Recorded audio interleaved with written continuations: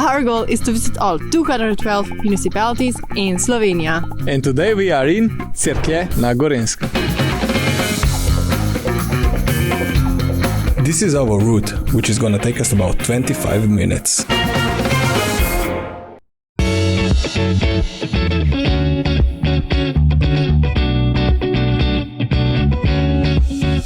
So right now we are at our first pond.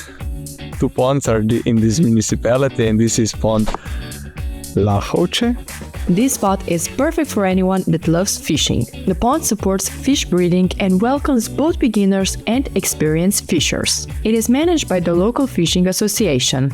Pizza is relaxing and getting the vitamin D from the sun. If you love chilling in nature, this location will be perfect for you.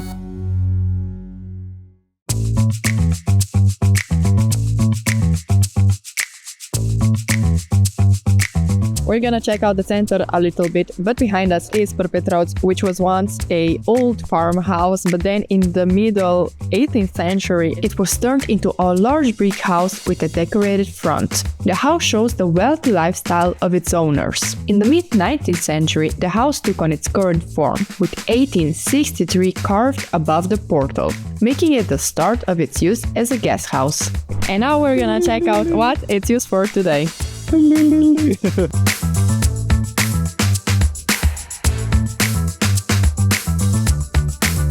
We are at the front entrance of Petrovc, and here it says it's a tourist informational center, a museum, and a gallery. Also, sorry, yes. Yeah, sorry. Also a library.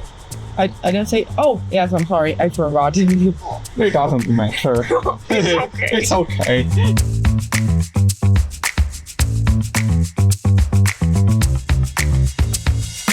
In 1886, Ivan Hribar, a famous mayor of Ljubljana at the time, bought an old house here, which he transformed into his summer residence. What is interesting about this house is its richly decorated interior and a beautiful wooden facade. And another thing worth mentioning about this house is that it was the first electrically wired house in Cerklje, installed after a power plant in 1924. And now the villa is managed by Gorenjska banka.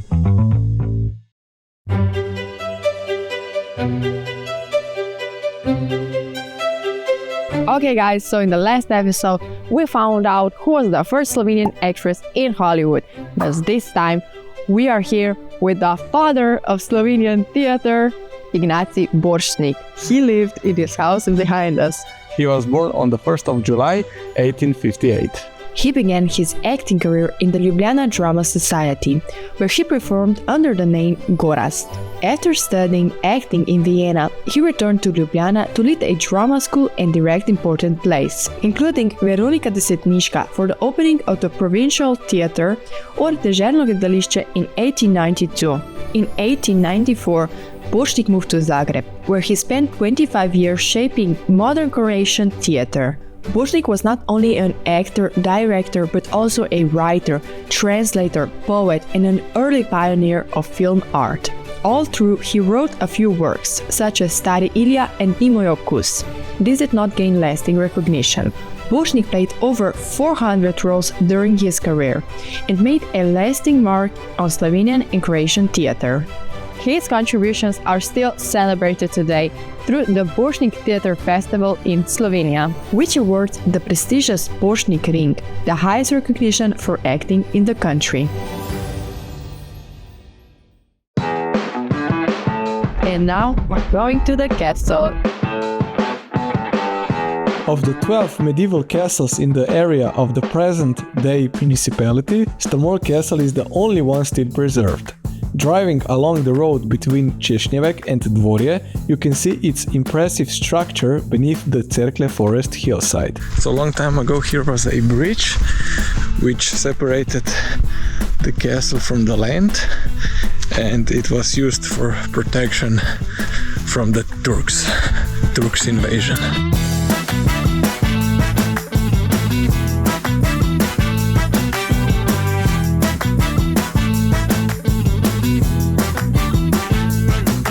It was built in 1287. The original owner, Variant Strmolski, held it until the 15th century.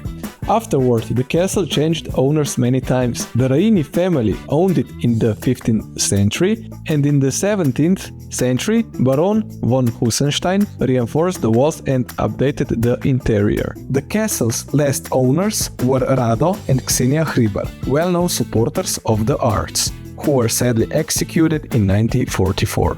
After World War II, it was nationalized and is now owned by the government.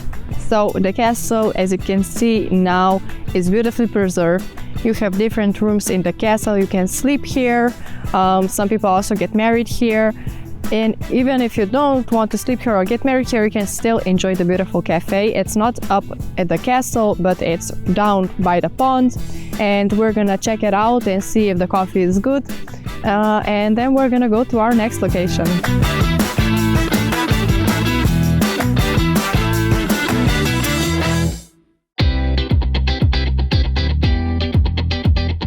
We are at this pond now, and we're a little bit confused because of this. I'm really confused. Yes. So, this is for members and this is tourists. But there is no other ponds on the right side, only this one. Only this little one. We're gonna go check out and see.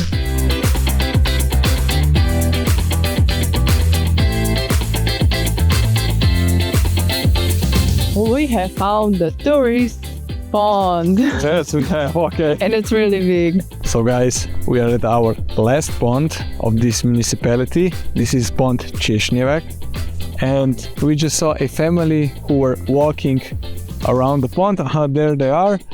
So it's a walkable path around the pond. And one interesting thing about this pond is that it's home to Europe's largest dragonfly, Cordulogaster hero. And also the pond is part of Natura 2000, which means it has been recognized for its Europe ecological value. Another interesting thing about Češnjevek is that it was once known for its brick production. The village had several clay pits that were used for making bricks. Over time, the pits filled with water and turned into ponds, which can still be seen today. If you want to relax, you can come here, you can walk around. And that's pretty much it. You are not allowed to swim, so by water, sorry, I cannot try you out. Gangnam style, let's go! Just north of Adragas you will find Velesovo, home to the Church of Saint Maria and a former Dominican monastery. The church was first built in 1238 and has a long and interesting history. Originally, the church was made of wood, but after it was damaged in a Turkish attack in 1471, it was rebuilt. It holds the oldest statue of Saint Maria in Slovenia, dating back to around 1220. Beneath the church are catacombs where the nuns have been buried. Today, the church is still a parish church and remains an important cultural and historical site. Just like the church, the monastery here was mostly made of wood at first, but was rebuilt after the attack. It was renovated between 1732 and 1771. In 1782, the Austrian Emperor Joseph II closed the monastery and turned it into a hospital and later a women's residence. The village name Adragas sounds German, but it isn't. It likely comes from German-speaking nuns who settled there, combining phrases like an der Gasse, on the street, or an der Gras, on the grass, as the village grew around their monastery. If you're traveling to Slovenia, then you will land on this airport. This is our main airport and our only airport here in Slovenia. It is the airport of Jože Pučnik.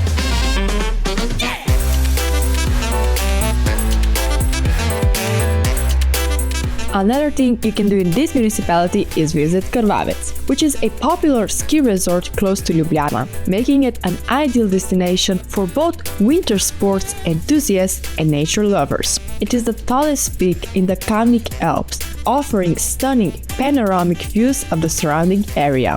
Krvavec has 30 kilometers of ski slopes, which are suitable for anyone, from beginners to experienced skiers. However, Krvavec isn't just about skiing.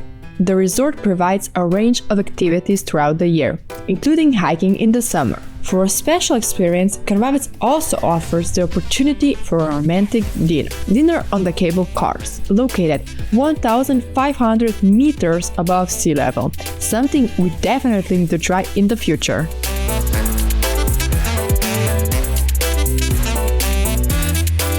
That's it for this video. Like and subscribe for more. See you in the next one. Bye.